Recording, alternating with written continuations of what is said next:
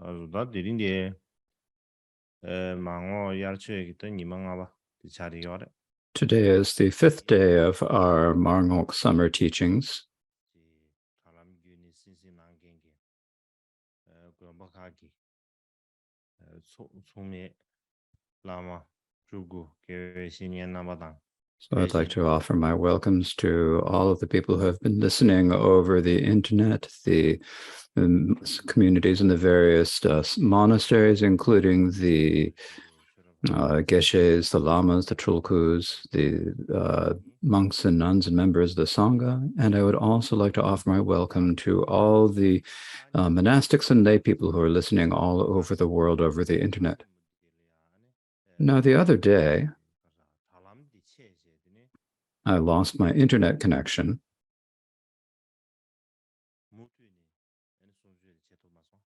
And I was not able to continue with my teaching. So I'm not exactly certain where exactly I got lost and what was transmitted and what wasn't. So I thought I would speak once again more about the leadership of the Sangha and the authority of the leaders of the Sangha.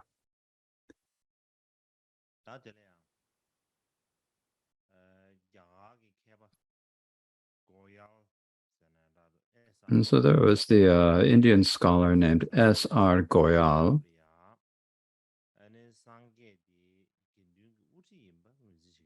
He said that during the Buddha's lifetime, he was recognized as the leader of the Sangha.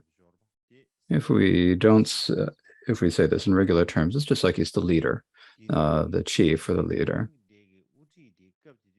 And so the time that he was the reason why we can say that we know the Buddha was the leader of the Sangha is that the first condition for being able to enter the Sangha is that you have to at first go for refuge to the Three Jewels. And when you go for refuge to the Three Jewels, you first have to go through the through the Buddha, Dharma, and Sangha. And so you have to think of the Buddha as the director, as the teacher, as the one who gives you guidance, the one who shows you the path. And so you have to show that you believe the Buddha.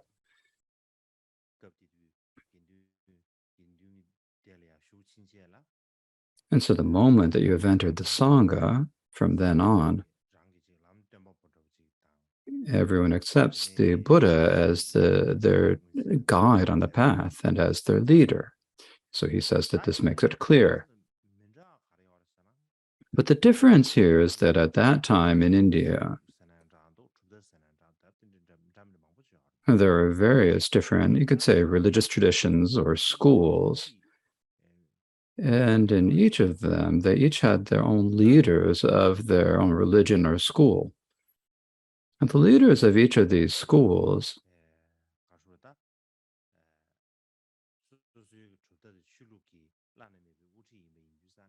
they were the supreme leaders of their religious communities, so they were treated with great respect.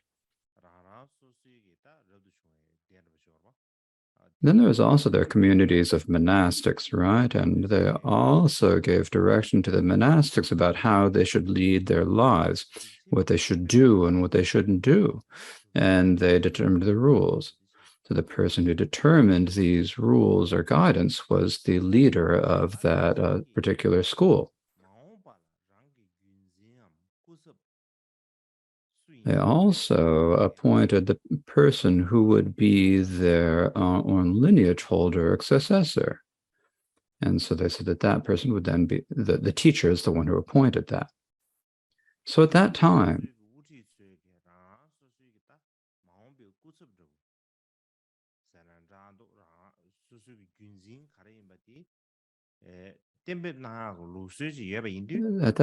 there was the tradition that the leaders of the religious groups would appoint their own successors, the people who would continue and uphold their traditions. And so so whether it's the Buddhists or the people outside of the Sangha, many asked who the Buddha's successor would be. Who would take the Buddha's place and lead the Sangha, they asked. So many people asked this question. Similarly, there was also a lot of disharmony between Buddha and Devadatta. There was a conflict between the two. Devadatta was the Buddha's cousin. So he was Devadatta was a son of the Buddha's uncle, and so a paternal uncle, and so they were cousins. Now, the main reason there was a dispute between the two of them is that Devadatta had the hope is that he would be made the successor to the Buddha, and that the leadership of the Sangha would be passed on to him. So this was his hope. Not only did he have this hope, but he also said, please give me your students, I will take care of them. He just explicitly explained this said this to the Buddha, but the Buddha did not accept it.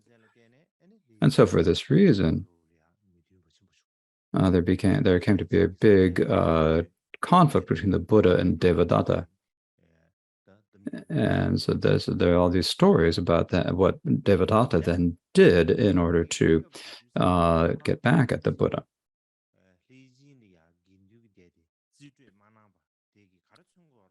But what it shows that the Buddha did not appoint Devadatta to be a successor is that actually the Sangha of that time actually ran according to democratic procedures. In other words, the Sangha was controlled by the Sangha, not by an individual person. So this is what it shows, the scholar says. Likewise, even for the Buddha,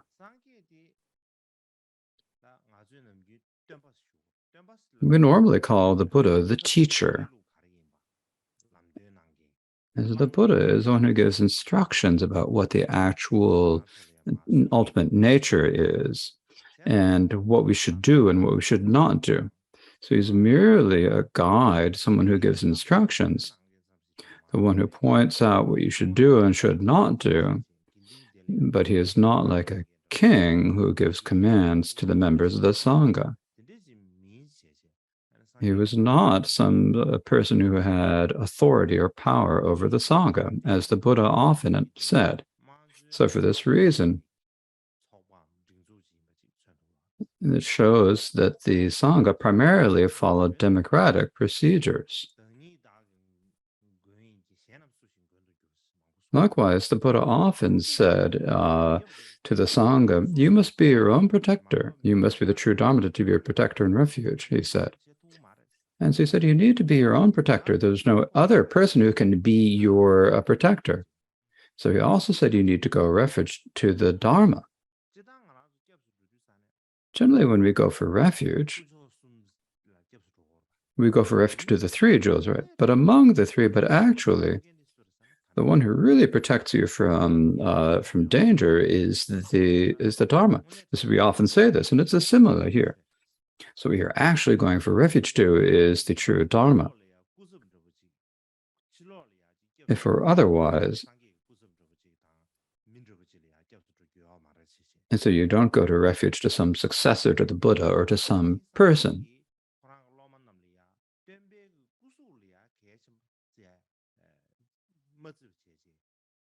Likewise, the Buddha also advised his disciples not to consider the teacher's body to be important. Instead, what they should value are the instructions and teachings that he gave.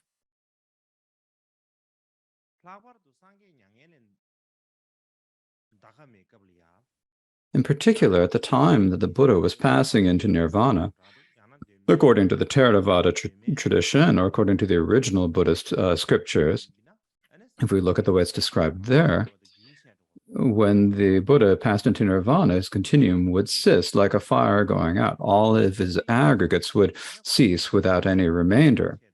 And so for that reason, he would not be able to do anything in the future for the Sangha.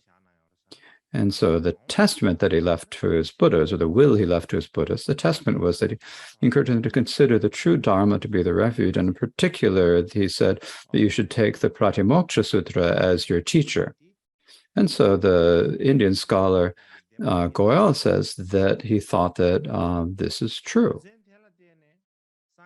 So for this reason, after the Buddha had passed into nirvana, there was the kingdom of Magadha, and the There was a minister there, a great minister named Varshakara. And Varshakara asked Ananta, in the future, what individual will lead the Sangha? Who's going to be the Sangha's leader? And Ananda said immediately, in the future, the Sangha will follow the directions or the instructions of the true Dharma. The Buddha never said who would be his successor. And the Sangha must follow the true Dharma that the Buddha himself taught. So for these reasons, and to sum it all up, the Buddha organized his Sangha to have democratic procedures.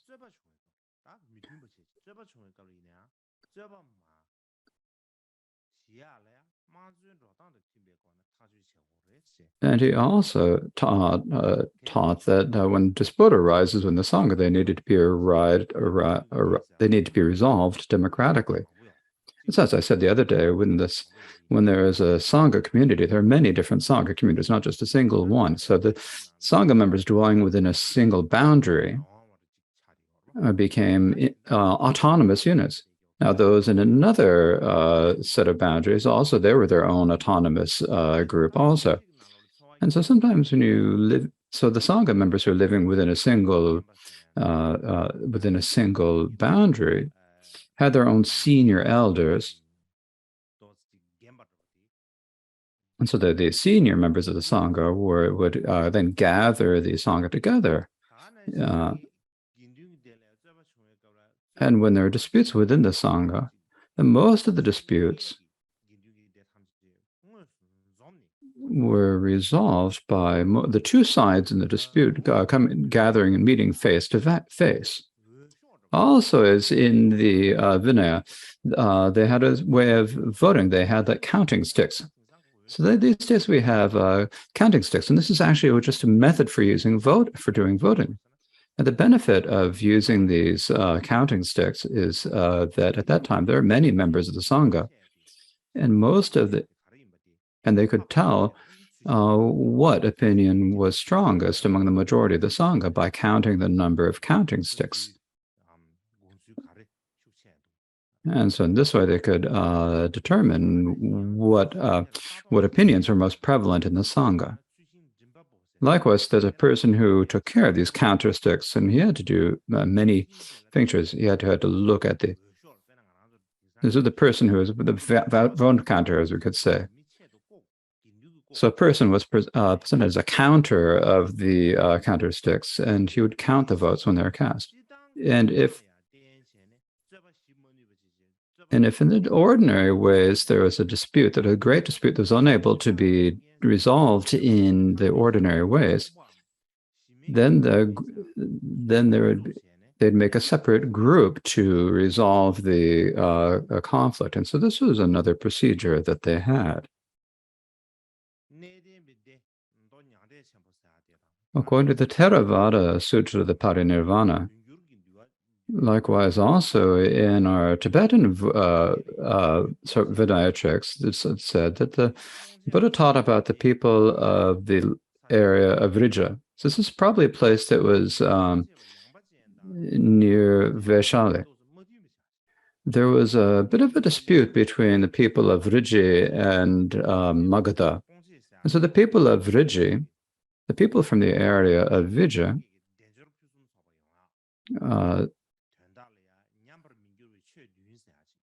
the Buddha taught them 7 dharmas that prevent ruin in order that they could turn out well and be prosperous. And he also taught, and similarly, he taught the Sangha many dharmas that prevent ruin. So there is quite a bit to say there, but because of time, I will not speak about them in detail.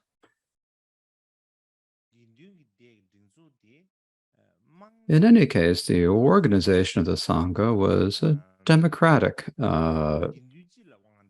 institution. As the Sangha as a whole had the authority. So then the question is, what authority did the Buddha have within the Sangha?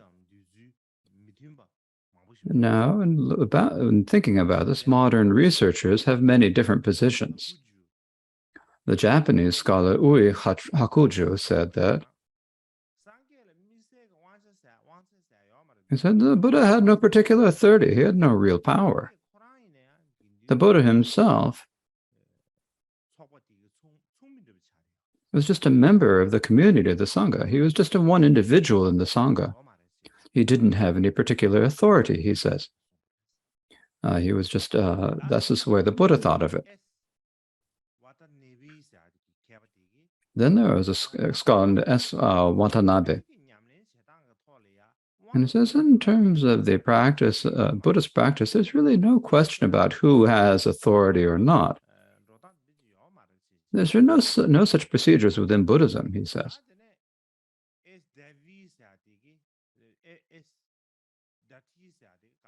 There's also S. Dot, who says that among Buddhists,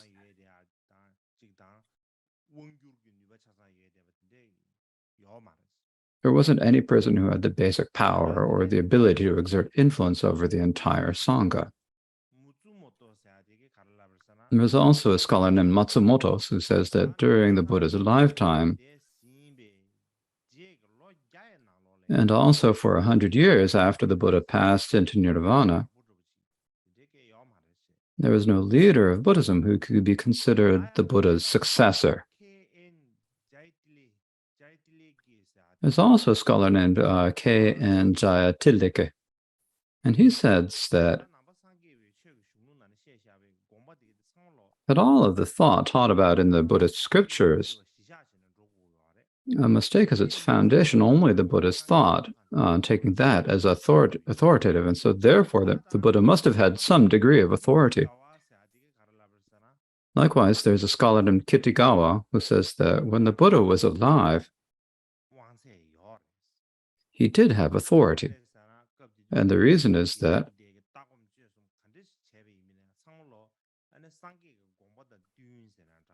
it's because all of the Sangha's views, meditations, and practice were determined according to the Buddha's thought. You only did views, meditation, and conduct that the Buddha taught.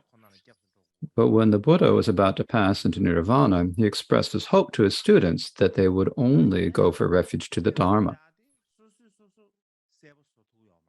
But the Dharma is not something that can really make itself known to us, and so his students took the instructions that the Buddha gave and whatever explanations he offered as their basis when they practiced the Dharma. And so in this way, the Buddha is considered an authority and someone who is considered to be to have some influence and power. So that was his position. In any case, when we look at these scholars' positions, some people say that the Buddha had particular authority. Some say that he did not have any particular authority. Now, they give many different reasons and a lot of different evidence for their positions, but they're contradictory. There are many points on which their evidence and thoughts are contradictory. So this is when you think about like the Indian scholar, when he gets some substance at all, he says that when the Buddha passed away, he told his students, you need to consider yourself to be like a lamp and take the true Dharma as your refuge. And if we look at it, then this during the time of the Buddha himself, the Buddha did not accept that himself that he had authority even during his lifetime, because he would, if he had authority, he would not have said you need to protect yourself, or you need to be your own protector. As the Buddha said that you had to stand on your own 2 feet. You have to lift your. But another thing we need to think about is that Ananda never asked the Buddha who would be his successor and who would hold his lineage. And so that's when and so what is the reason why an external person like Varshakara would have to ask him? Why did Ananda not ask that? So there must be a reason for this. Likewise, if Likewise, if the Buddha's disciples recognized the Dharma as the ultimate refuge and the ultimate authority, if they said that the Dharma alone has the final authority, then according to this Indian scholar's way of thinking about it, the Dharma is basically the path taught by the Buddha, and so this is the same as recognizing the Buddha as being authoritative and having power. So if the Dharma is who taught the Dharma is the Buddha who taught it. And so if you say, so when you talk about his teachings as being authoritative, then you naturally think that the Buddha is authoritative. This naturally happens.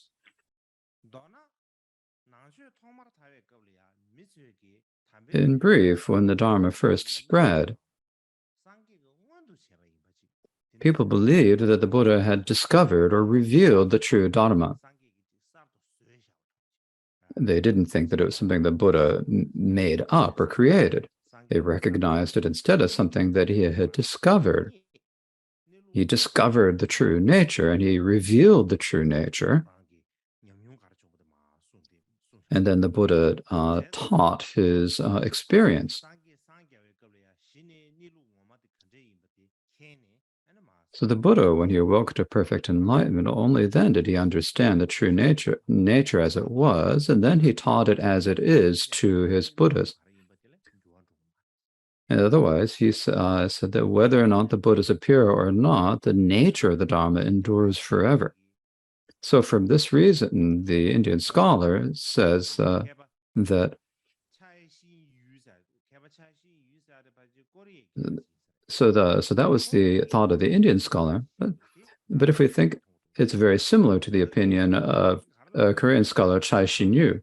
He says that Goyal's explanation is good. What he says is when the Buddha's teachings initially spread, the Buddhas recognized any instructions that he gave as being authoritative, and they followed them. If we think about it from a historical perspective, that must have been how it is. The reason is the person who originally taught the Buddha, true Dharma, was the Buddha. And so we take the words of the Buddha as being authoritative. We say that they are as they are. We believe in them.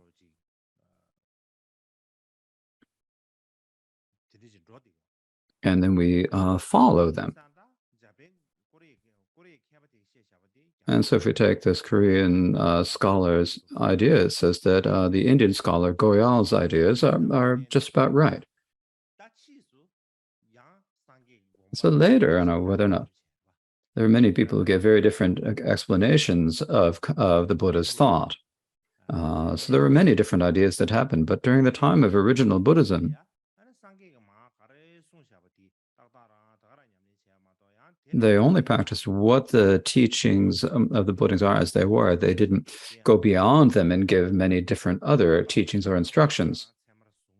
They just took whatever he had said and they took it literally, and they practiced it in that way. Later, the followers of the Buddha then began to give different explanations of the Buddha's words. As they gave more and more explanations, then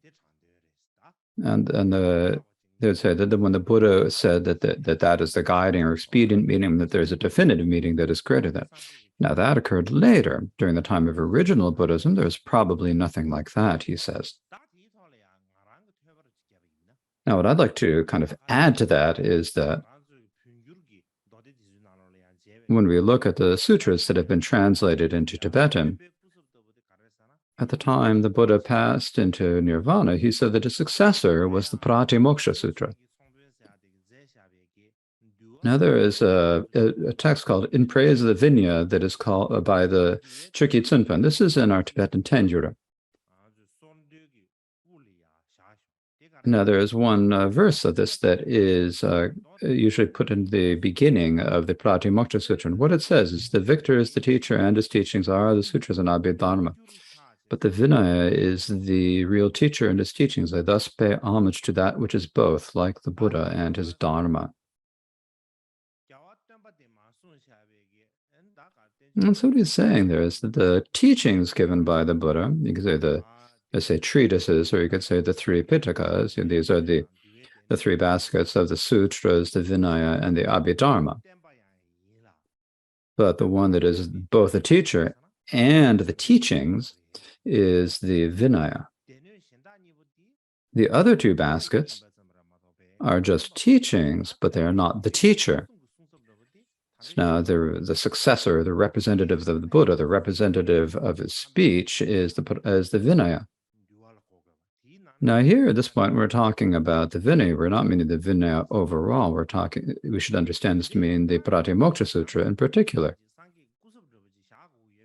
So if these days we have to actually point a successor to the Buddha, then if we follow the Vinaya of the Buddha's Dharma, if we talk about the general procedures of Buddhism,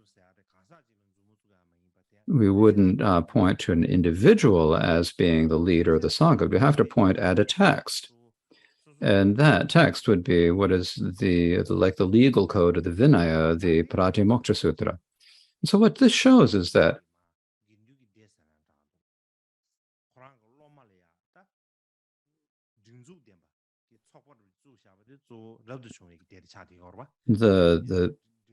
what this shows is that the group of his students that became an organized order or organized group was the Sangha, the monastic Sangha.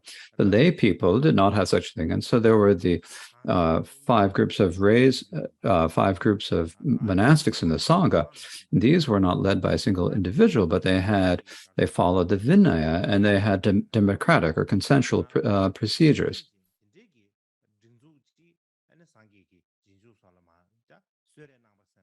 And you could say that the Buddha bequeathed these procedures and these institutions upon his followers, and that he was very kind in doing so.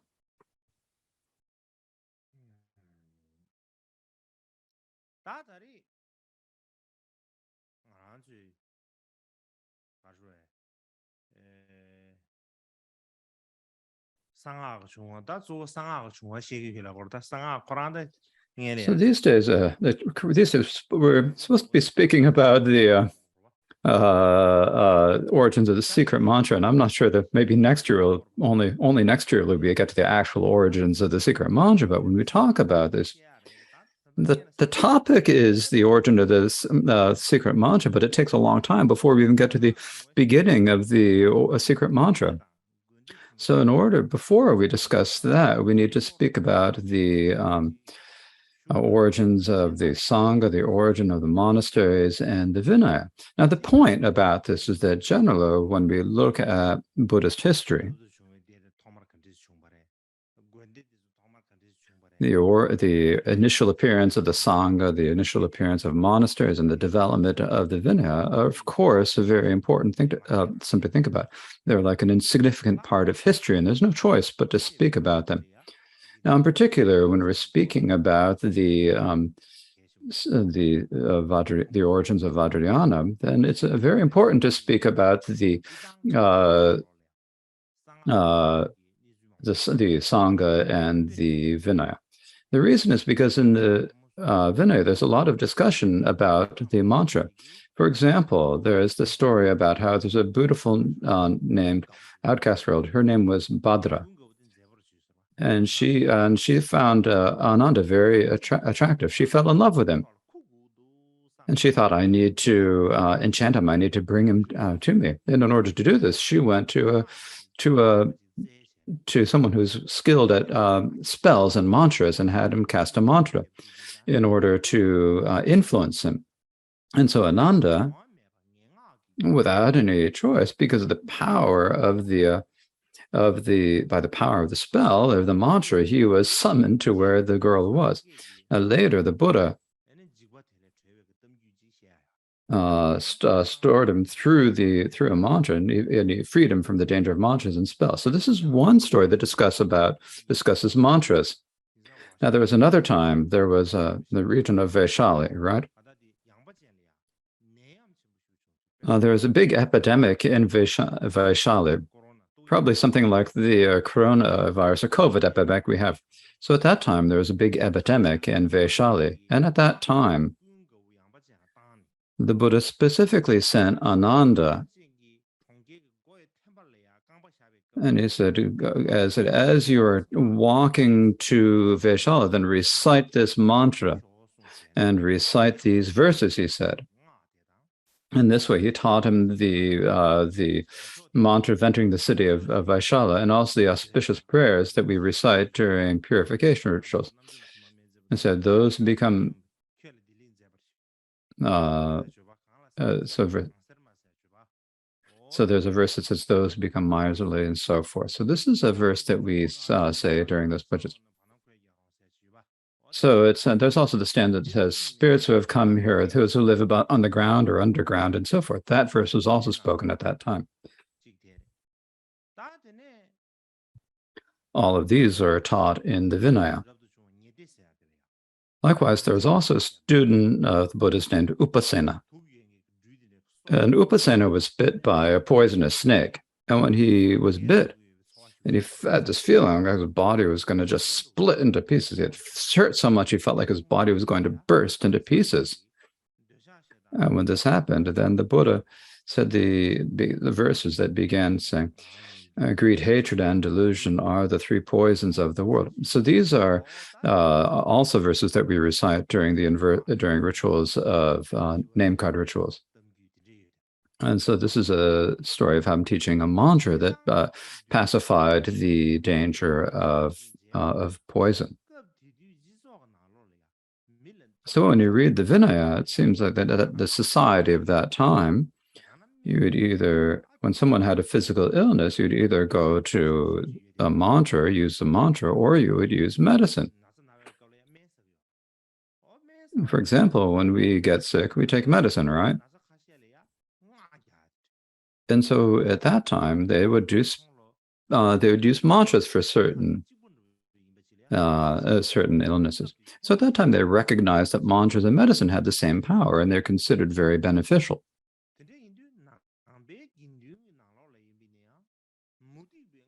So for this reason, even within the Buddhist Sangha, there was a practice of reciting both non-Buddhist and Buddhist mantras.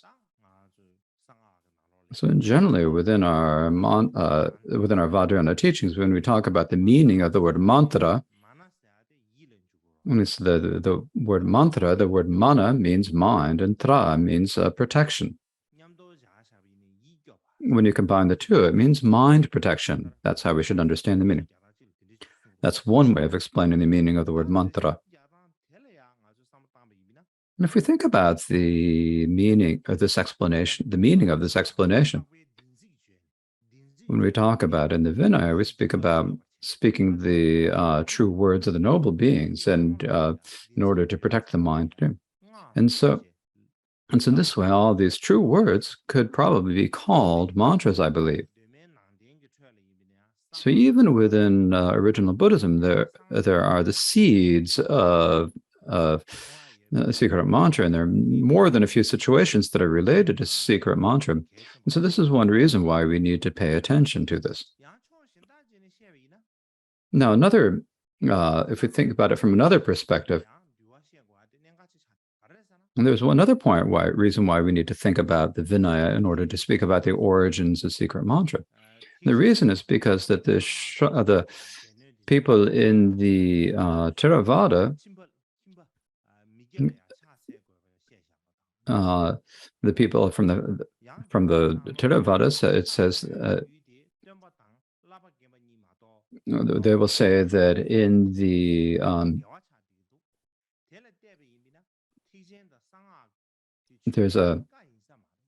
let's say that probably if we look at this, that the Vinaya, there are many discussions of the contradictions to the Vinaya. For example, in the secret mantra in the Vajrayana, often the monastics bow to lay people and so forth. But in the Vinaya, it says you'd only bow to your seniors or to bhikshus, not to lay people or to juniors. There's no one else who you should bow to. And in the Vinaya, they say that it's completely against the rules for bhikshus to bow to lay people or to their juniors. And so for that reason, they say that the bhikshus, that's completely contradictory to the Vinaya. Now, if we look at this, there is something some point there, but this is difficult for us to research all of this. There's something that needs to be researched, but we don't have time to do it. But if we look about it and how it's described in these scriptures and so forth, if we look at just a few, like there is a text by Blaze of Authority. Now, some people say it's taught by Viveka, some say it isn't. But in any case, it's a commentary on the Vinaya. Now, what it says here is that it is a bodhisattvas such as Avalokiteshvara wear lay clothes. If you look at them, they look like lay people. Most bodhisattvas seem like lay people. They wear lay clothes. And so Avalokiteshvara wears lay clothes. And so we might think that if we think that he's actually a lay person, if we think that way, it's actually not. Chenrezig or Avalokiteshvara and some of the other bodhisattvas are not actual lay people. Instead, they wear the lay clothes. They have all the signs, the external appearance of a lay person, but just having the appearance of a lay person, just wearing lay clothes, do not necessarily make you into a lay person. The reason why the bodhisattvas have the appearance of lay people is in order to ripen sentient beings, to go into society and to make connections to people. And if you're to wear the monastic robes, and if you go and keep the monastic rules, then it is a little bit more difficult to make connections to many people in society. So this is why the bodhisattvas wear lay clothes. For example, even in the scriptures of the Shravakas, in their sutras and treatises, there's a lot of discussion about how, like, the Buddha emanated himself in the form of a blacksmith or sometimes in the form of a hunter. When the Buddha is showing such making such an emanation, when you look at it, from the outside, it looks like an ordinary human being who, with unvirtuous form, who performs unvirtuous actions. It appears this way, but that alone does not mean that it's not the Buddha. And the reason for this is the actual Buddha. That's an emanation of the Buddha. Because it's a Buddha, it is still an object of veneration.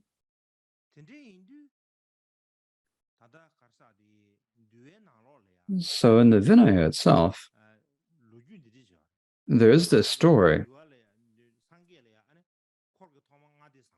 We have the first group of group of five, the 5 students. And then following that, there were another 5 groups, and this is the near group of 5.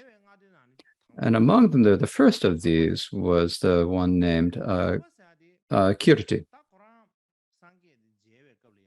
And when he met the Buddha to achieve Buddha, he was a lay person. He was wearing lay clothes.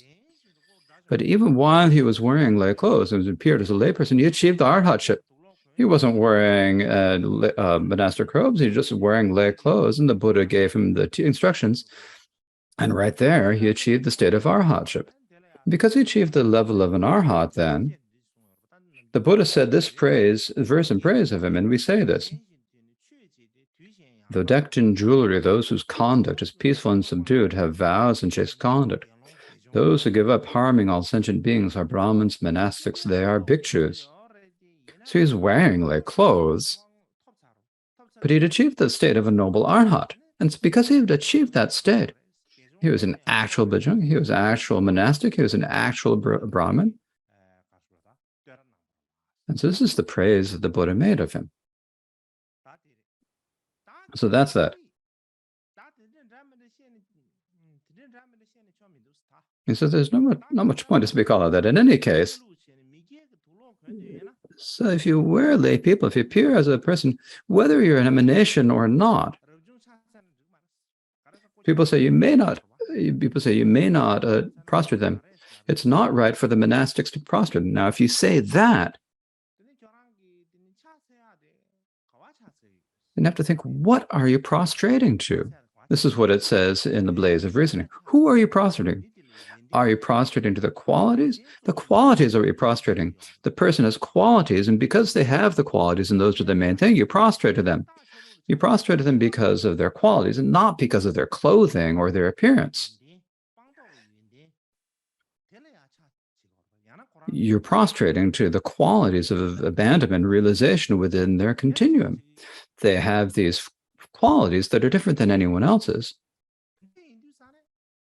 That is what you're prostrating. So for that reason, the way you speak about it is not right, as it says in this, as it says in many different talks. Once you've gone forth, there are many who have gone forth but not achieved emancipation. People who wear brown robes of a monastic but haven't abandoned the mental faults. There are many who carry alms bowls but are not vessels for qualities. There are many who wear the monastic robes and have monastic appearance, but in actuality are not really bhikshus and not really lay people. You can't say they're lay people because they have bhikshu robes. You can't say that they're bhikshus. Well, they haven't developed a revulsion for samsara. And so the analogy is it's like clouds with no rain or wells with no water. And such that kind of bhikshus are just like the drawings of a lamp. The drawing of a lamp can't dispel darkness, right? So just merely having the appearance or robes of a monastic is not something that you should be arrogant about. So the monastics who lack qualities, it's actually for monastics who lack qualities, it's actually appropriate for them to prostrate to lay people who are rich in qualities. Because for someone who doesn't have qualities, it's appropriate for to prostrate to someone who does have qualities. It also says in the schools, in the teaching of the original 18 schools, these are teachings of the foundation vehicle, that one must pay homage to bodhisattvas. For example, in the Mahasangika school, it is said that the members of the fourfold community should prostrate to the regent Maitreya. So it says there that you should not, it's not true that it is said in the teaching of the foundation vehicle that the monastics should not prostrate to lay people. The distinctions are made in terms of the qualities, not in terms of their robes. So this is what it says in the Blaze of Reasoning. Now, what it says in the Vajrayana scriptures, one of the most important Vajrayana texts is the 50 verses of the Guru. The texts that so they're in terms of the Vajrayana text, the most important ones are the 50 verses of the Guru and the discussion of the 14 root downfalls of the unexcelled Tantra. So these are two like the foundation of Vajrayana teachings. During the time of the 8th Karmapa Wangchuk Mikhyur Dorje and the 9th Karmapa Wangchuk Dorje, they established particular tantric colleges for studying tantra. Now we can't tell in detail what they studied, but if we look at in general what they were teaching, at first they would teach the 50 verses of the Guru, and then they would teach the 14 root downfalls, and then following that they would go in order through the other tantric colleges. So my hope is that in the future we can eventually, I can eventually teach you the 50 verses of the Guru and the 14 root downfalls. And I'm saying a lot here. Now, the 50 verses of the Guru is, there's a short commentary on it by the 7th Karmapa Chudai Chatso. And there's also a commentary by the Karma Kenshin Rijin Darje. It's a short commentary also. Among the commentaries I've seen, the one that I think is special is the commentary by the great Tsongkhapa and the commentary by Tsakshen Losang Drakpa. These, I think, are two special commentaries. Chasen Lobsang Gyatso, I think that is his name. I can't remember which of it's one of the great Sakya masters. I can't remember which of the two it was. In any case, what it says in the 50 verses of the Guru, to avoid criticism in the world, those of the discipline place the true Dharma and such in front and mentally pay homage to lay people or their journers. to lay people's service, such as preparing seats, standing, doing their work. Those with discipline do them all, but avoid doing the unorthodox in public. So this is saying when you have a monastic the student is a monastic or senior bhikshu, the monastic has gone forth and in fact is a senior monastic, but the guru is a layperson or else a junior monastic, someone who's newly taken vows. If that is the case, if you're prostrating to that, if you're studying practicing to either if a monastic or a senior bhikshu prostitutes such a guru, then that is just criticized in the society, because everyone in India and everyone in India knows that people that the seniority is determined by the order of precedence. So this becomes something that if the elder prostrates to the junior, this would be something that everyone in society would criticize. So when the Dharma is teaching, then in the front of them, you should place volumes of the teaching or statues of the Buddha, or put a statue, a stupa, and you prostrate to that. But in your mind, you're prostrating to the guru. But with your body and speech, you're actually prostrating to the stupa or the volume of text or the statue, he says.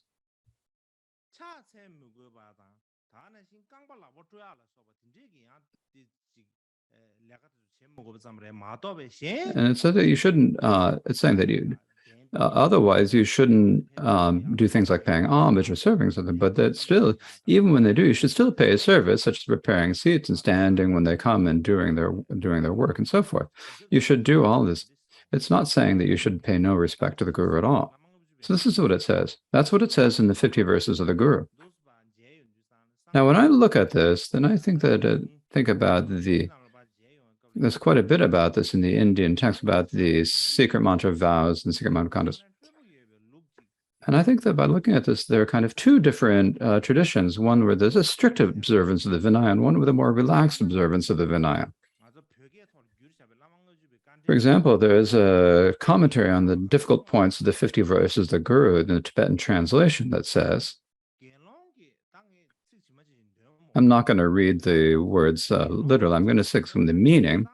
The bhikshu should pay respect to, they only has two people they should prostrate to, and one is the Buddha, and one is a person who has a senior in vow, someone who's taken ordination earlier than you.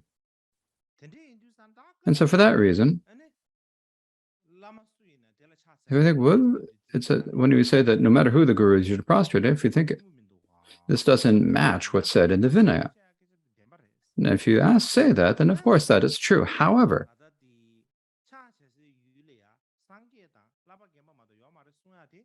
when it says that the two who deserve homage are only the Sukhata and the senior, that's the way of the Shrabakas, the foundation vehicle. It's not the way of the Bodhisattvas. And what we're speaking about is the Bodhisattva, the traditions of the Bodhisattva, and in particular, it's a mantra custom. And so in the mantra custom, there's no fault for a monastic to prostrate to a layperson.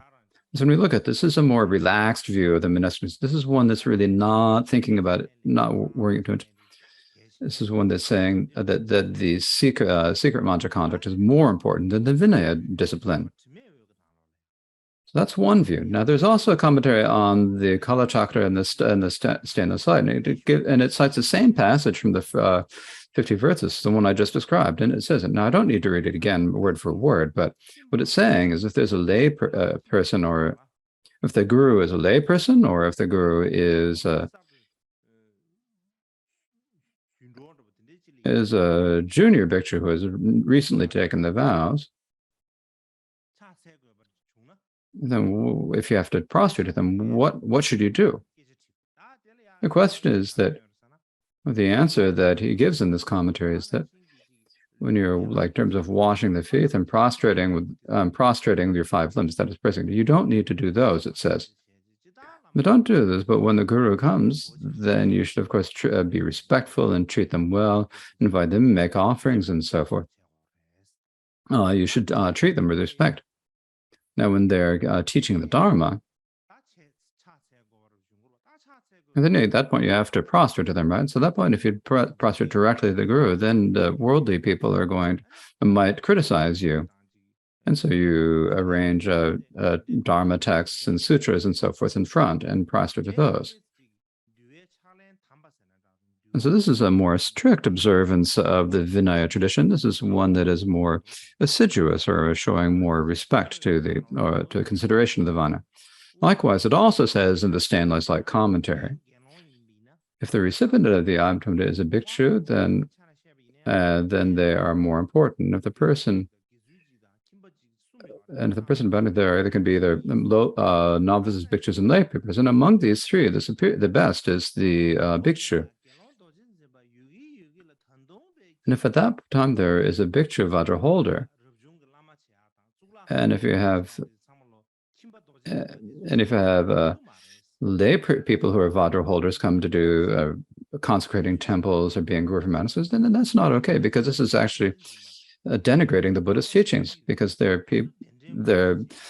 tantric practitioners who are bhikshus, and to, while they're there, give all the power to a layperson, having the layperson do everything, then this is going to denigrate or diminish the Sangha. And so this will weaken the Buddhist teachings, he says. So this is what it says in the stainless light. Now the stainless light is, of course, seems to like have more consideration of Vinaya discipline, to consider it more important. Now, there are also Indian teachers who say that you shouldn't really pay much attention to the Vinaya tradition or Vinaya practices. So both of these traditions come.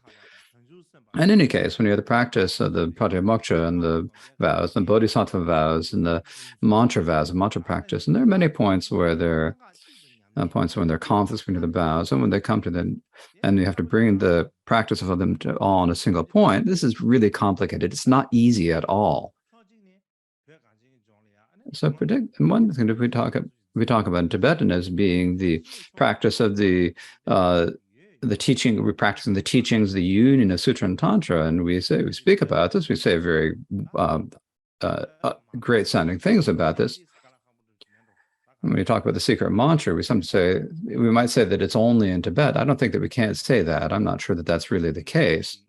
But actually, the place in terms of where it remains extant and is still flourishing, you could say that Tibetan is probably the best place of that. But it's easy to say impressive things, but to actually put them into practice is not at all easy.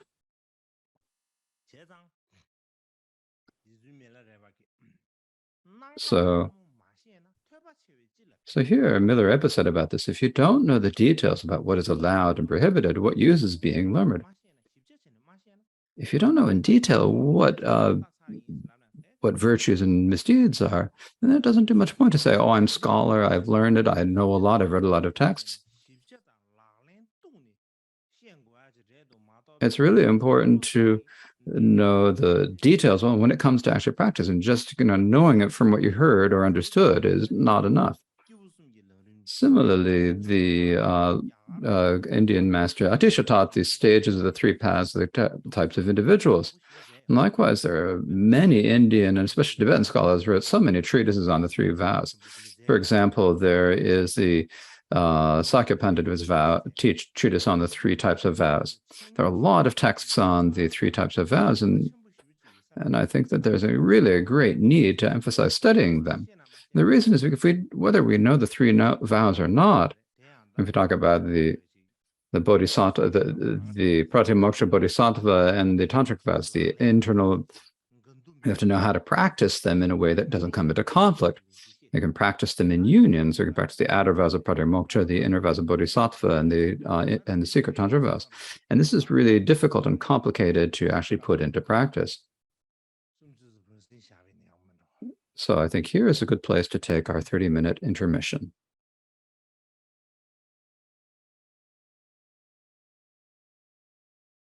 So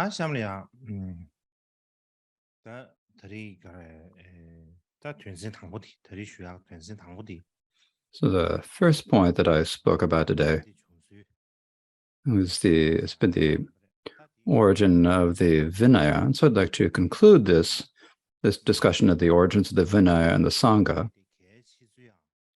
And so this is to conclude, I'd like to speak about like the importance of the Sangha in Buddhist history and the positive effects that it has had. Now, if we take it according to the Indian scholar S.R. Goyal, the community of the Buddhist Sangha has played a particular function in Buddhist history and a particular benefit in Buddhist history and in the history of India and other Asian countries. And the particular benefit that it has is that because of the presence of the Sangha community,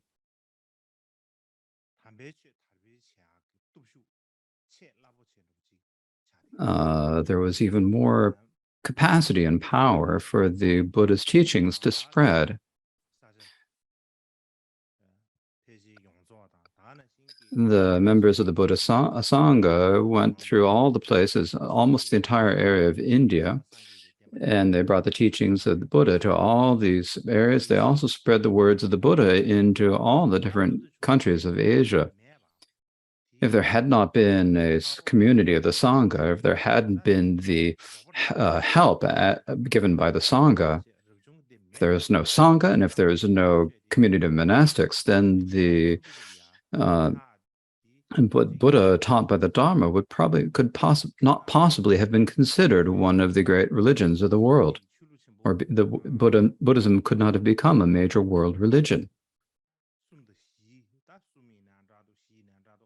Likewise, the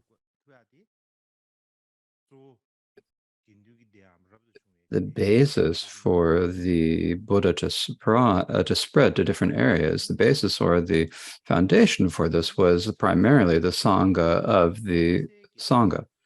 Likewise, also the places where the Buddha was formed and where they studied, they became great centers of learning. If you think about it in terms of the actual fact, for many centuries in India, the highest levels of education and also the basic levels of education, if we think about it in terms of the a measurable level, this came happening primarily in the Buddhist monasteries and nunneries. Likewise, the education of the Sanghas the Sangha was educated not only in Buddhist subjects. They also studied in non-Buddhist schools and different areas of knowledge.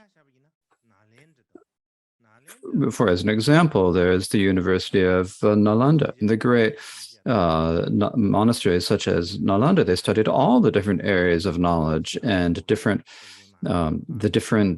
schools and other areas of topics of study. Similarly, the Buddhist monasteries were like well springs for for art and learning. And the reason we can say this is that if we look at it, there are many historically significant statues and paintings that were made in monasteries. For example, there are the caves in Ajanta and Ellora. Now, another one that I will add that he didn't say. So the caves in Ajanta. There's also the art from the region of Gandhara. The most famous art from Gandhara, the statues are mainly from old Buddhist monasteries.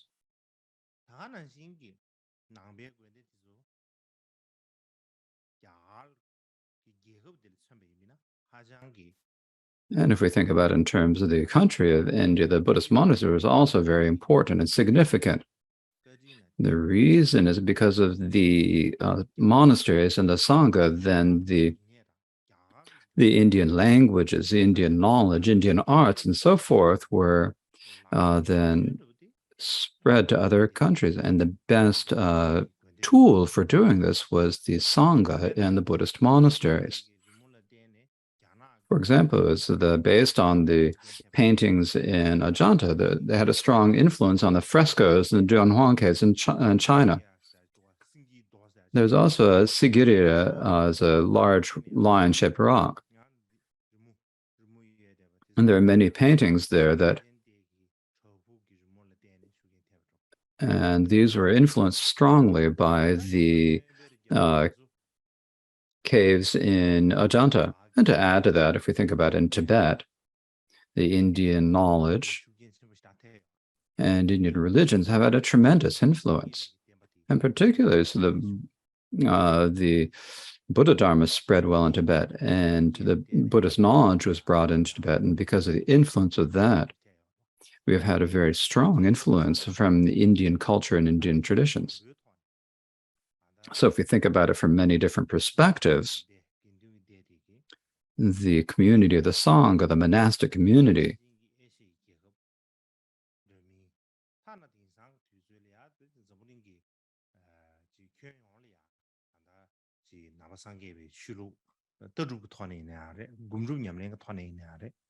so within India, within India's countries, without the world, the monasteries and so forth, so the influence of Indian culture and Buddhism has primarily come up because of the monasteries and the Buddhist community, as well as the teachings on the practice and so forth. Now, these are things that I've been speaking today, the things that I planned to speak about the day before yesterday, but because the internet connection was lost and I couldn't actually say them. So next, I'd like to bring a new topic, and the new topic is the First Council. We'll speak about the First Council now.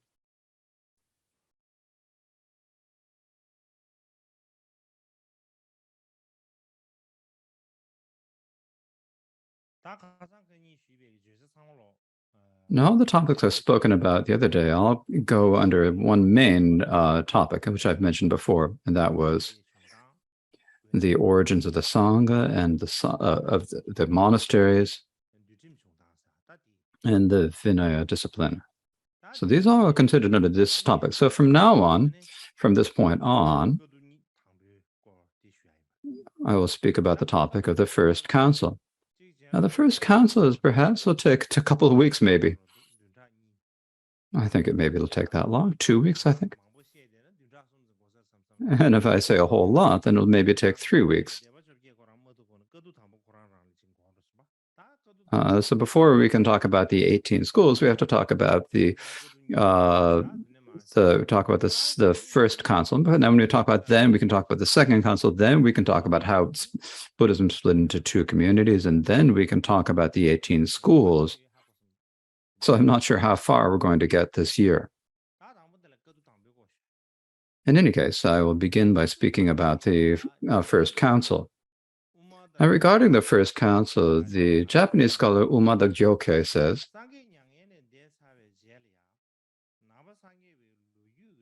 that after the Buddha passed into nirvana, there was a really significant event in Buddhist history. The significant event was that in Rajgir, there's the area of Rajagriha, right? They held the First Council. And when did this happen? This occurred during the first summer after the Buddha had passed away. So the council was held in the first summer after the Buddha passed away. And the main reason for holding, or the aim for holding the council at that time, is when you think about the instructions the Buddha gave as he passed into nirvana, and there are also the many different Dharma teachings that he'd given. He'd given a lot of teachings, and they had to kind of settle what the content was. They had to settle and say the Buddha decided that the Buddha said this, the Buddha taught this. Likewise, the entire Sangha had to gather. When you say the entire Sangha, in any case, the appropriate people all had to gather. And if everyone were not allowed to gather, then if one didn't accept what another had said, then there would be disputes about the words of the Buddha. And so in order for this not to happen, the most important members of the Sangha were all gathered so that there would be no internal disputes, and they had to decide what the Buddha's teachings were. Now, the question about who was it who presided over the council, it was Mahakashyapa.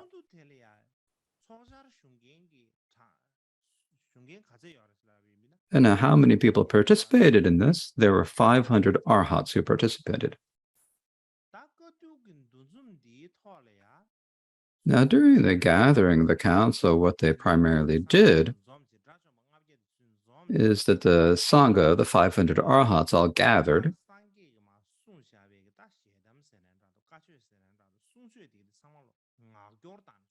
and they recited orally the instructions and teachings that the Buddha had previously taught in the past.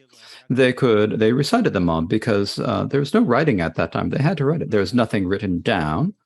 And so they had to remember the things that one had heard and memorized were in your minds, and you had kept them in your mind. But there was no, and so you had to recite them all. Now, this is the first time that the arhats had gathered and recited the sutra, so it was called the First Council.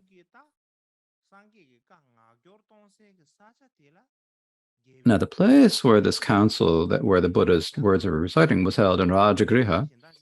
So another name that's given to it is called the Rajagriha Council. So that's another way that it is termed.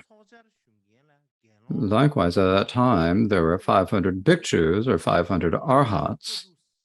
It was called the Council of the 500. So this is another name that it is called.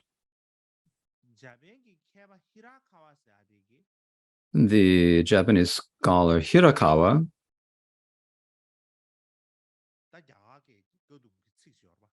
there's the word for council in Sanskrit, and when you translate this word, you can talk it as either council, or you can translate it as as reciting together. It can be translated in either way. And the meaning of this is that when these are reciting together, these are reciting the sutras that you remembered, the teachings of the Buddha, and they're all reciting them all together. And reciting means, the difference between reciting and reading means, so reciting means that you're reciting the texts that you have memorized. When you talk about reciting your text, when we recite this, we recite this as when we're looking at a text, but this is what we actually mean by the term for khatin in Tibetan. These should be something that you've recited. In old days, you had to be memorized. And as I've said before, in India, there's a big emphasis on memorization. As I mentioned before, they memorized all of the Vedas, for example. So at that time, you had to recite them from memory. There weren't in writing at all.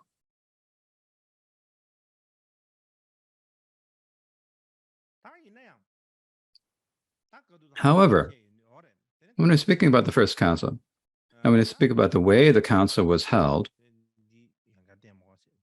I don't need to keep showing that. I can turn that off. Now, as you all know, when we're speaking about Indian history,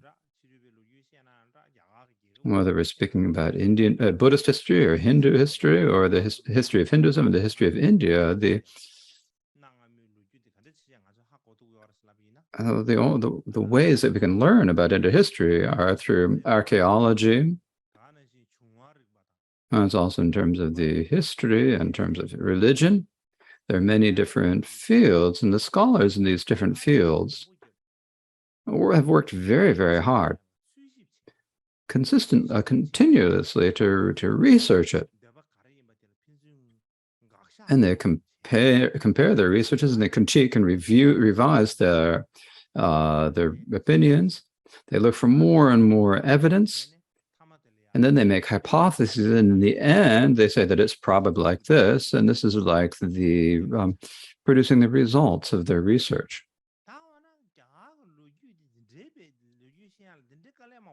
So you might wonder why you have to work so hard to determine the Indian history, why I have to have so many scholars from so many different fields, why I have to look at it over and over, and why I have to continue to examine it, why I have to compare things, why I have to engage in so many criticisms and rebuttals. Why do you have to do that? The main reason is that ancient Indian people did not record the history. They wouldn't write it down. They didn't write the history down, so it became very difficult. So it's very difficult for us to know the history. So history wasn't at all written down. Where did we get it? Did it come from the sky or does it grow from the ground? Is it like that? It's not like that. It's like I explained in the summer teachings last year.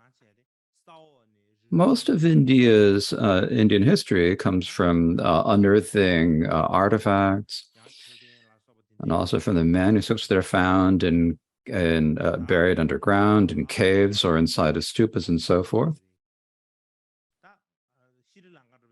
Likewise, there are also countries near India, like Sri Lanka. It used to be considered part of India, but now Sri Lanka has become a different country. But in any case, there's Sri Lanka,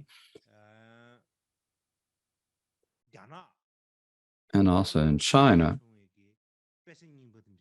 There are many old texts that have spread to these countries from ancient times. They arrived in these countries from India in ancient times, whether in Sri Lanka or in China. And so these are the important manuscripts from those times.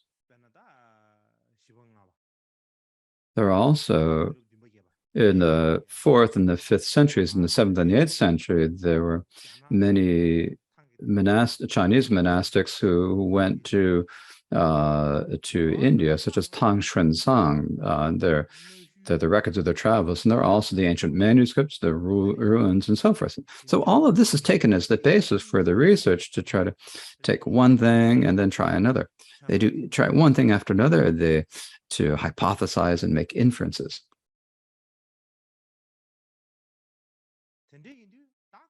So to talk about the First Council, it was a very significant event in Buddhist history. So what was the situation, why it happened? What were the causes and conditions for it to happen? Where was it held? How many people participated in the council? In the end, what were the topics that were discussed at the council? So regarding all this, there are many different explanations, because in the beginning, if there was something that were recorded in the scriptures, there really wouldn't be much need for so many different opinions, but because nothing was recorded in writing, and so you have to look at many different types of evidence from different perspectives, and so for this reason, the scholars have many different positions and ideas about it, and so there are many different explanations about the First Council. So it's as I was showing before you. Among the various different opinions that were shown,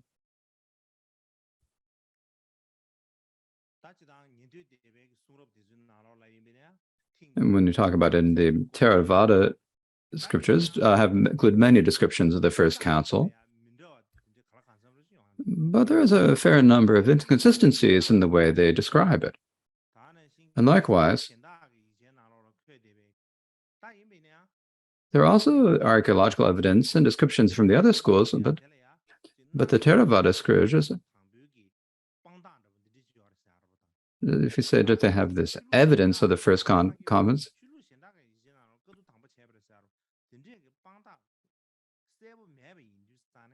but there's really no direct evidence or clear evidence that the First Council was held, either in the Theravada manuscripts or in the manuscripts left from other traditions. So this does give some difficulties. But when we speak about the First Council here, I think there are two different ways that we can explain it. And I thought I'd spend two different examples. Now, the first of these is the way it is described in the Buddhist canon. And the second way is to look at what the contemporary researchers, who have considered to be somewhat of authorities on the topics, have to say. So when you speak about this, then I thought there's basically taking the descriptions in the Vinaya scriptures and so forth.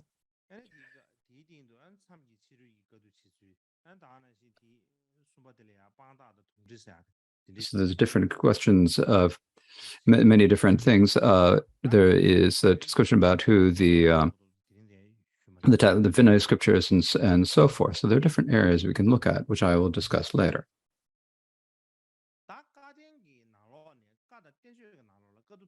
Now, among the Buddhist canon, when we speak about what it says in the Buddhist canon, in the first canon,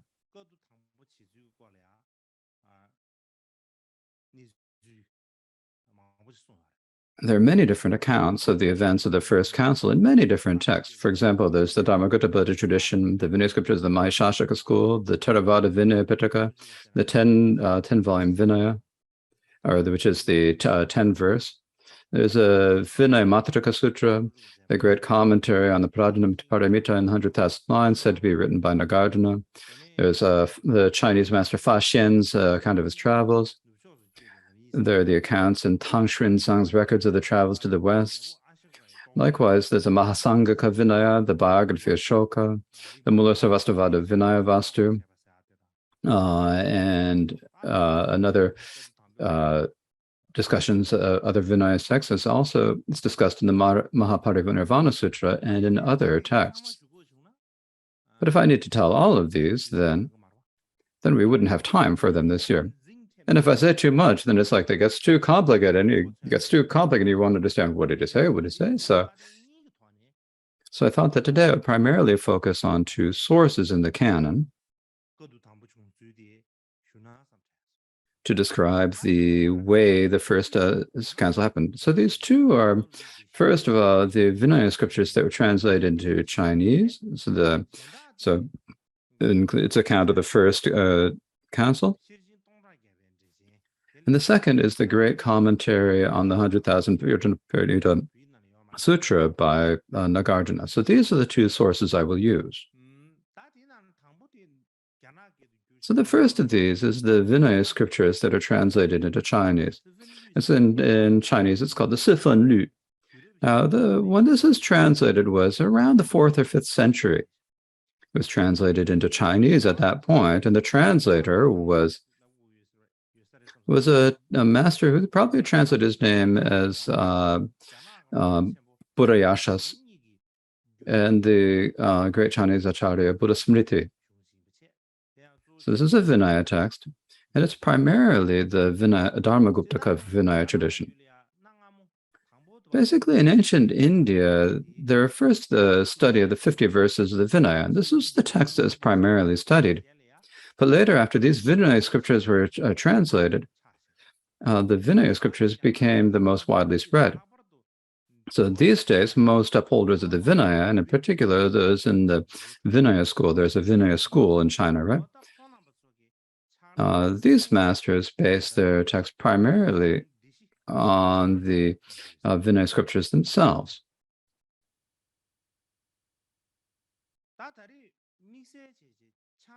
So the particular reason why I'm choosing these two texts to discuss the first council,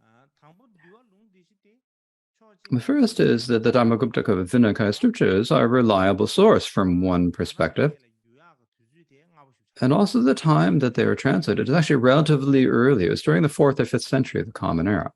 This is fairly early. Likewise, they also describe the events of the First Council in a fair degree of detail.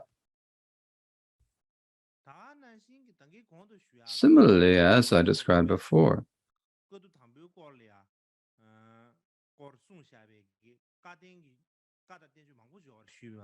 as I mentioned, that there are many different texts describing in the canon describing the found councils, and so the one that accords that they accord with mostly is the Dharmaguptaka Vinaya. There are, of course, a few differences, but it probably around 80% is in accord.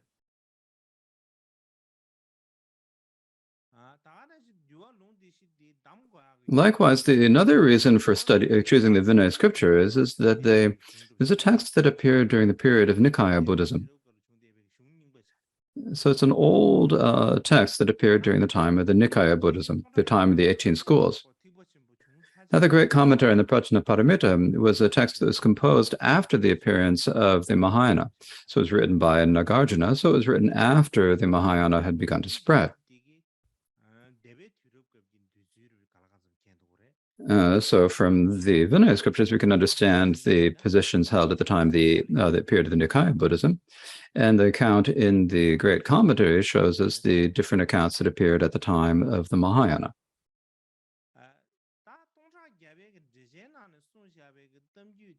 Now, the account found in the great commentary in the Prajnaparamita is So its account of the first council is a bit different than the accounts in the other texts. And I think that the texts are actually fairly significant. So I think that's another reason why it's important for us to know the description of the first council in the great commentary on the Prajnaparamita. Likewise, it's also written like in a very living style. So it feels that the author lived it. And so for these reasons, I thought I'd use give the account of the first council according to these two texts, the Dharmaguptaka Vinaya scriptures and the great commentary on the Prajnaparamita.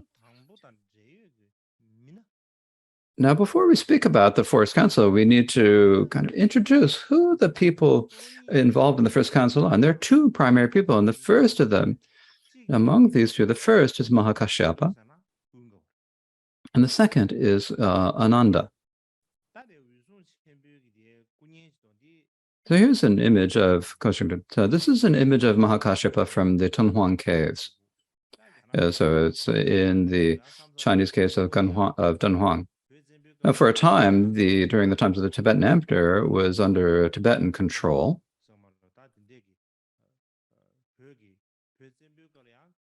So during the time of the Tibetan emperors, it was under the control of Tibetan emperors. In any case, this is an ancient statue of Mahakashyapa that was found in the Dunhuang caves. So there are primarily two personages during the first council, and there are two of them. One was Mahakashyapa, and the other was Ananda. So I thought I would tell you the biography or story of Mahakashyapa.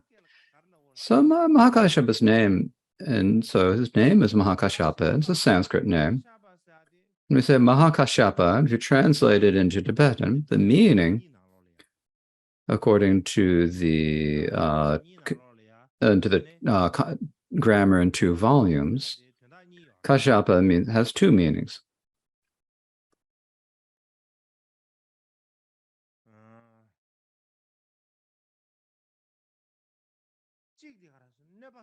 One meaning this is that it protects you from harm. Protecting from harm is the first meaning. And the second is that it's a protecting light. So when we talk, since it's usually translated as Usung or light protector, I'll use that. Now, in Chinese, it's translated as like drinking light. In any case, there's a commentary, or there's a history written during the Sung dynasty, and what it describes is, what it says there is Kashyapa is the name of an ancient Indian sage. And the reason why it was called Kashyapa is because his light radiated light. And when this happened, the light radiated from his body, and when it did, then it was like overwhelmed all the surrounding light, so that they just became just totally bright. And so for that reason, he was called light protector or light drinker, because he took in all of the other lights, and it took his own light, absorbed all the other light, and so that's why he was given the name Kashyapa. Later, his name became the name of a clan, and Mahakashyapa was born in that clan, and the ancient lineage of that sage. So he was given that. So Kashyapa is like his family name or his surname. Now, generally among the Buddha, there are many students who are named Kashyapa. There's like Dashabala Kashyapa, the 3 Kashyapa brothers, and so forth. There are many different Kashyapas. And among them, the reason why he was called Mahakashyapa, or great Kashyapa, and then when you say Maha, this means great or large or many. Many different things. And so the reason so it has many different meanings of being large or many or so forth. The reason he was called this, as according to the Chinese history, further written in the during the Sung dynasty, is that among all of the different Kashyapas, he was the eldest, and so for that reason, he was called Mahakashyapa, or great Kashyapa. So in brief, Kashyapa It's the name of his clan. It's his family name. Now, his actual name was Pipali. It can be translated as Nyagododa, but it's also translated as Pipali, more commonly as Pipali. Now, actually, here different when you say that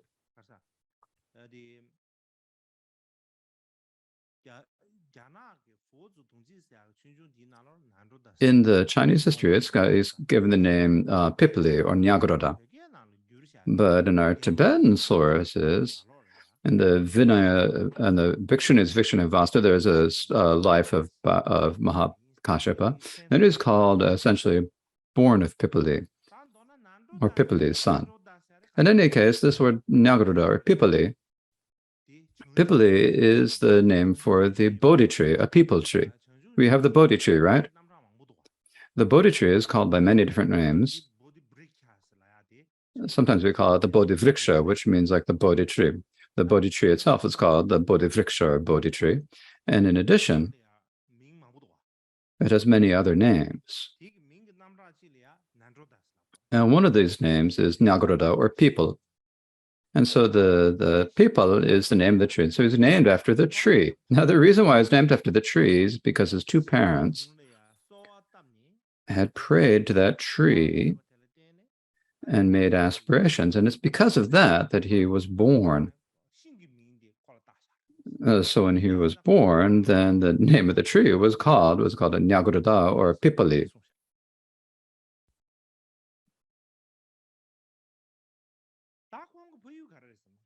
So now, what was his homeland? What is his birthplace? According to the Buddhist history written in the Sung Dynasty, his birthplace was in the capital of the kingdom of Magadha, Rajagriha.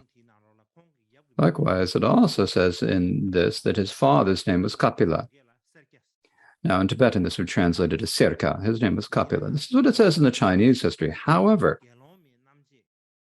the Bhikshuni Vibhanga that is in the Tibetan translation, as well as in the Chinese, there's a Mula Sarvastivada Bhikshuni Vibhanga translated in Chinese, and both of these say that his birthplace was in the town in the kingdom of Magadha, was a village or town. And this place was called Pipal town. I was born in a Pipal town, basically. And his father's name was Pipali. Now, that name that I mentioned before, Kapili, according to the Tibetan and Chinese translations of the Bhikshuni Vibhanga, Kapila is the name of his wife, Kapila Bhadra's father. So his name was Kapila. So Kapila was actually his father-in-law's name. So there's a bit of a difference there. In any case, when you speak about the Chinese and the Tibetan differences, I don't need to speak about each of these. It gets too complicated. So mainly,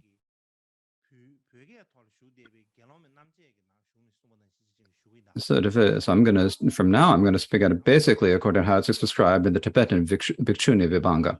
Now, his father was extremely rich. He had like unlimited wealth. So how wealthy was he?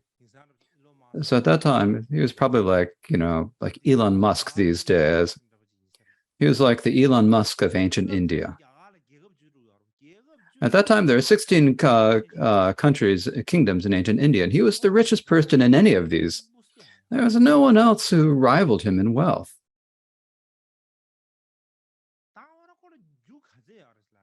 So how rich was he? So at that time, there's the king of Magadha. There's the king Bimbisara. He was not the Kapila at the same time, but he was the king of Bimbisara, maybe a little bit later. Now, he was actually many times richer than even King Bimbisara.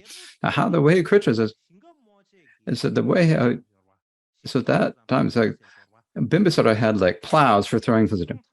Now, Bimbisara had 1,000 plows for tilling fields that were made out of gold. And Kashyap's fathers, in order to pay respect for the king, that Bingham's father only made 990 for himself. He could have made many more time, but that's as the king. And if the king has 1,000, I have 1,000, that's not good. So he only made 990. Otherwise, he was far wealthier than King Bimbisara. This is how it is described in the ancient Chinese account. So now, as I speak about this story, he was incredibly rich. Kashyap's father was incredibly rich, but he married and he'd been a long time. They hadn't had any sons, hadn't had any daughters, and they didn't have any. He prayed to all the gods. He prayed to all the different gods whose names in India that would talk about Vishnu or Brahma or Rama, whatever gods. He prayed to all of them that he could have a son or a daughter. And of course, he wanted a son, but they didn't have a child, and he got really depressed about it.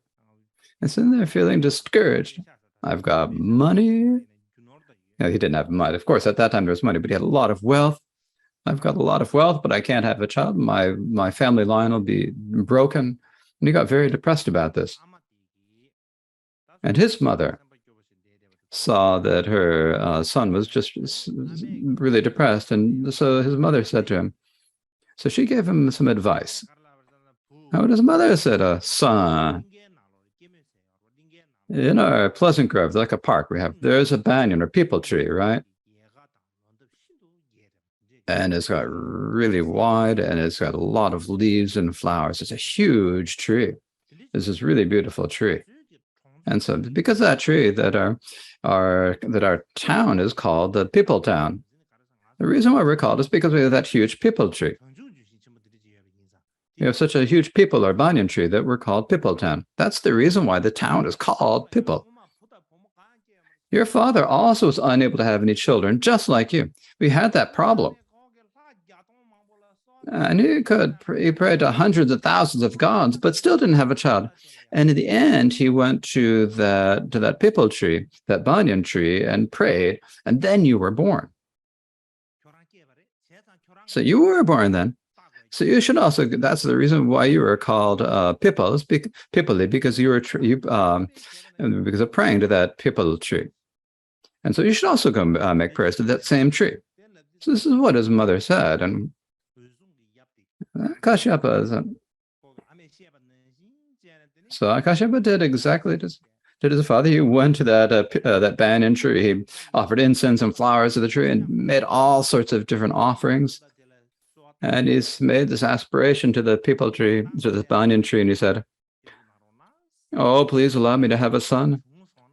If I have a son, I'll make offerings to you like this every year. I'm going to make offerings like this every year. Such huge offerings, I'll make that every year.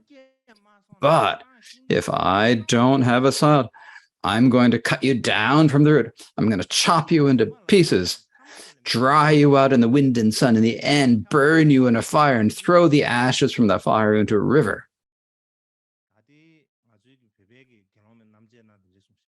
So this is what it says in the Tibetan Bhikshuni mantras. It's a little bit different in the Chinese translation, but I don't need to say that. Now there was a tree god who lived in that banyan tree. So it's like a really particular banyan tree, and so there was a god who dwelled in that banyan tree. And he was a kind of a weak god. It didn't have a lot of power. It didn't have a lot of capacity. So he was really happy that he was getting all these offerings. And, oh, someone's come to make offerings to me. This is wonderful. Oh, someone's coming to make a solution. But they're threatening me. Now, if you have to do exactly what I said. And he got really afraid of that. And saying, this potentially is going to destroy my home and leave me with nothing. And he got afraid, but he couldn't do anything. He had no power. He didn't have any ability to give a Brahmin a child.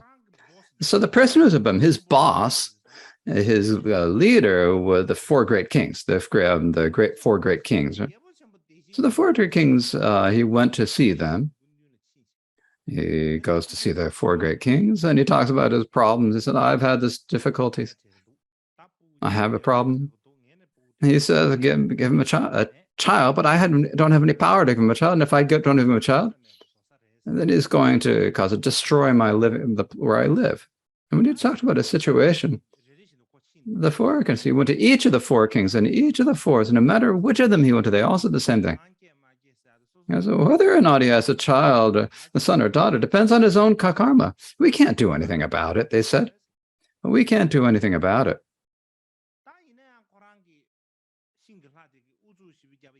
But the tree god was so insistent that the four great kings then, they went to go. He said, "Please go ask." He said, "Please go to ask your superior, the Lord of Gods, Shakra." And so they asked Shakra. He gave the same answer. So they said to them, and he said the same thing. I said, I don't. Whether he has children or not depends upon his own karma. I can't do anything about it. And as we giving this answer, then at that time, within the god Shakra's assembly, there was a great light that appeared. And when this happened, and then Shakra immediately knew that. So to the four kings, "Oh, you don't go yet. Because when I look at the way that great light is happening, and Brahma is coming from the form realms. The great Brahma from the form realm is probably coming down. It's definite that the great Brahma is coming. So don't go yet. I'm going to ask great Brahma." And it's exactly as Shakra said. Then great Brahma came down to visit Shakra. Now he came in the form of like a beautiful young youth. And Shakra said to the problem. He said the problem. So this tree god is having all these problems, and so you're great Brahma, so you have to be able to do something. No, great Brahma thought to himself, no, I also don't have any power to give someone a child or a daughter. But I don't have that. But if I say that I don't have any power because I'm great Brahma, they're going to people put a stain on my name. Now I give them a child, but I haven't got any power to do it. So he's like really disgusting. So what he said to fool them a little, he said, I was not created by the world. I did not create the world. The world did not make me. I did not make the world. And he said again this like a kind of incoherent answer. When they gave this answer, then Shakra once again said so you go back to your abode. Please return to your abode. And if you see any god there is about to die, and is about to, and like there are gods who have passed away and who are going to go to another realm. If you see anyone like that, please tell them to go take birth in that Brahman's home. And at that point, Brahma said, what do you say to that? If that's so, then why aren't you looking for one? You've got lots of gods. Why do you go look for your gods? And Shakra said, I could send a god, but the Brahma is like he's that Brahman father of Machakapa is like really, he's a lot of merit. He's very powerful. And the gods around my place are too weak. They couldn't possibly go. So you're a great Brahma. So you sent. So you're a god from the form realm, and so you're a higher realm. So you just send one of your gods in your reason. And so he agreed, and he returned to his own abode. And then he saw a Brahma in his realm who had exhibited the 5 signs of impending death. And what great Brahma said to him is that, and he said that there's this Brahma in Jambudvipa, and it'd be good for you to take birth in his household. And he said this, and that Brahma at first was like kind of displeased. Said, I'm not going to do it, he said. He wouldn't accept. But Brahma said, I gave him some advice. You have to go into the world. If you go to the world, then after not so long from now, the Buddha will appear in the world. And at that time, you can go forth and become a monk, and you'll achieve a great result. So you got to go. And I said, you got to go. Then that god Brahma said, if I'm born in a rich Brahmin's family, and not only that, I'm like the only son in that child, how are they going to let me go forth? How can they'll never let me become a monastic. And so great Brahma said, don't worry about that. Just do what I say. And when it's the right time, then I'll kind of encourage the parents. Only then did the god accept and then go take birth in Jambudvipa. So in brief, the main point to say is that Mahakashyapa, in a previous lifetime, had been god Brahma in the form realm, and it's after that he was born in that life. This is like a that's like a story about gods, a myth about gods. Now, the human story is that in any case, that Brahmin's wife got pregnant. Not long afterwards, she got pregnant. And she got pregnant because in the old Indian and to determine whether a boy or a girl, then they'd kind of look at which side, or whether it's in the center, on the right side, or on the left side. Did it feel like it was stronger on the right side? If it was on the right side, if you felt it more on the right side, then it was a sign that it was a child. So they didn't have any technology, but the way they would examine is if it was going to be a boy or a girl. So it's on the right side, so they thought it's probably a boy. And so the wife said this to the Brahmin. He said, "Oh, he was like delighted." It's like, and so he had his wife stay on the top floor of the building and put all sorts of beds and cushions, and he didn't. And if it was cold, she gave her whatever clothes for the cold. She had if it was hot, she got everything she needed for heat. And she had she had the medicines and doctors ready. She had foods of just the right temperature. And his wife, in order that she would be happy and enjoy herself, she gave him her silks and ornaments and beautiful things, and she bought them and gave them to him. And he also had many singers and dancers and musicians all around her. She had to stay on the top floor of the building from the time she got pregnant until the child was born. You got to make her, she was really careful about that, made her be careful about this. She wasn't even allowed to go down to the lower floor of the building. She just left her on the top of the building, gave her all the permissions, and had her stay up there. And after seeing it, then 8 or 9 months later, then a son was born. And that son had this particular thing about that child is that we speak about the 32 great marks of a Buddha, right? Now, among them, this child had 7 of these, such as like having a torso like a lion's and so forth. So he had 7 of a Buddha's 32 great marks. If you look at the different way the body is formed, the different 7 features. So the Buddha was the child was born. The Brahmin was delighted, and he thought you'd have sort of like a feast for the birth. Like after like a birthday celebration, this kind of these days.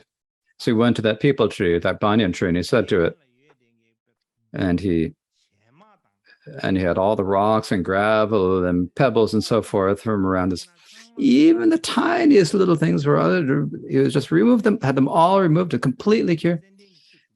Then he sprinkled the ground around the banyan tree with water, but not just any old water. It was a sandalwood water. He arranged many different flowers of different colors, and they had scents wafting from incense burners.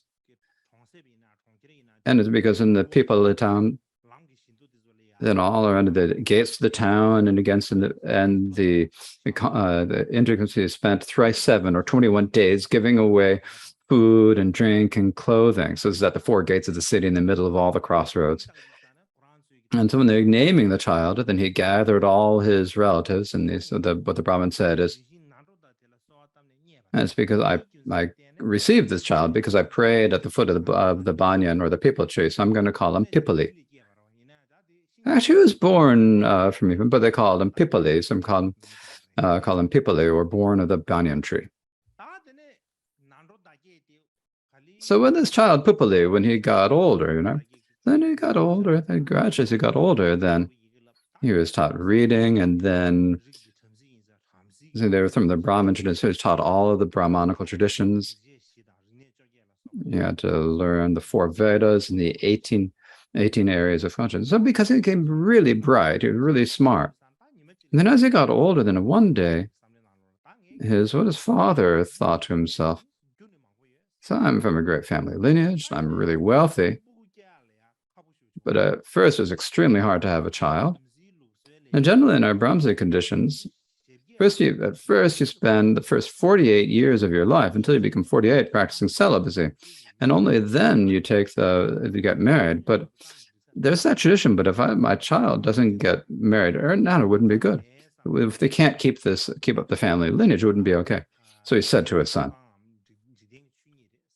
I said, this is the nature of the world. This is the way things are. So I'm going to go find you a bride. The son said, why should I take a bride? I want to go off into the forest and practice austerities. That's my hope. As I said before, so like as I said last year, there's a tradition in India that people would go off into the practice and practice austerity. So this is the tradition. And so he said, that's what I want to do. I don't want to get married. The father said, it's important that our family not be broken. So you absolutely have to get married. And he said this over and he was so insistent. And as I thought about this, I thought, if I keep on going against my parents' words, that's no good. But I have no wish to live with a woman, with a wife. So what can I do? I need something to do. And I thought of an idea. And his idea was, he went to his father.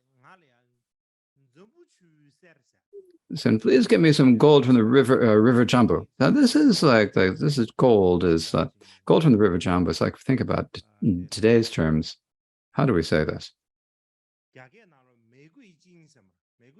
So in Chinese, it's called Megui Jin. This is like a type of gold. It's like, it's a little bit more, it's a reddish gold. So this is a red gold. And it's like, he found a little bit of this red gold from the river Jambu. And his father was religious, so he immediately called his steward and said, give him as much gold as give him as much of this red gold from the river Jambu as he wants. So the son got a lot of gold, and whether his father knew him, he summoned a goldsmith, and he said, make a really beautiful statue of a woman with this gold. Make a nice statue of a woman with this gold. And the goldsmith made a statue, a woman's statue. This is almost life-size. And then Pipali showed his father the statues. And he says,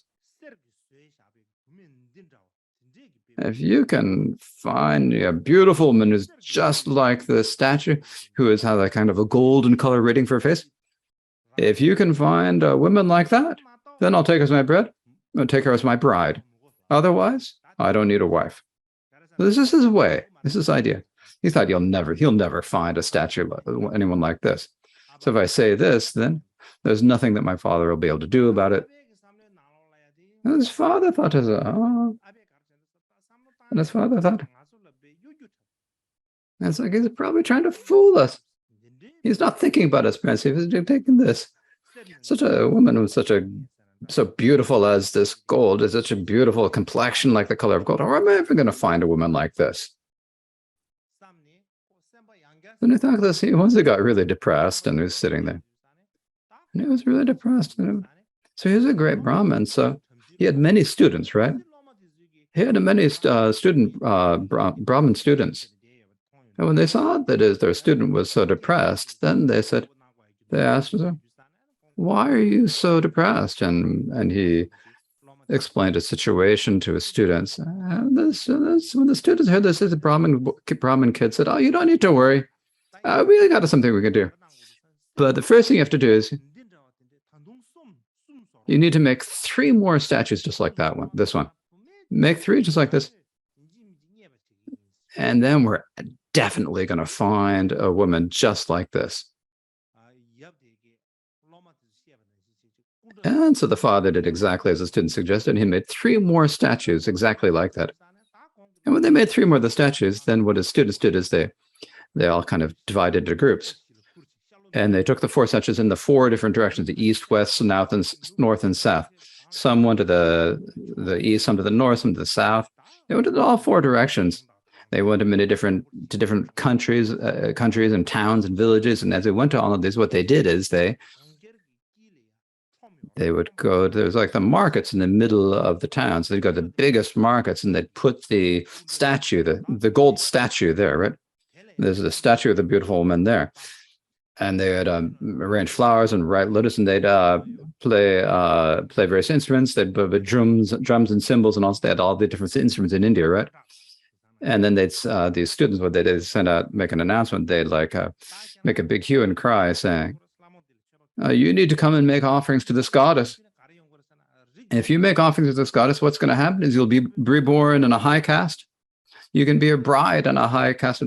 you'll be able to go to good household, and no matter who you get married to, your husband will listen to you. When they said this, then all of the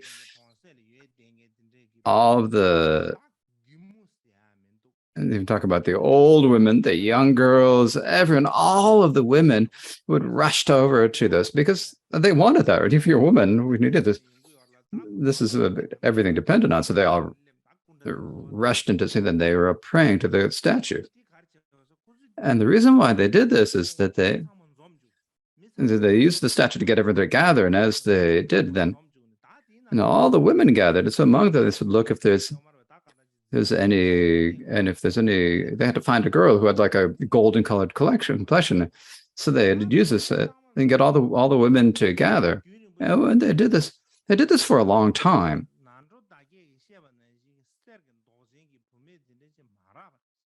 But they couldn't find any girl who had the same golden complexion as people they had requested. In particular, they'd spent it in the four directions. Those in the east and south and the north, no, they didn't find anything. And they thought, oh, we couldn't manage it. It didn't work. And then they said this to the Brahmin people.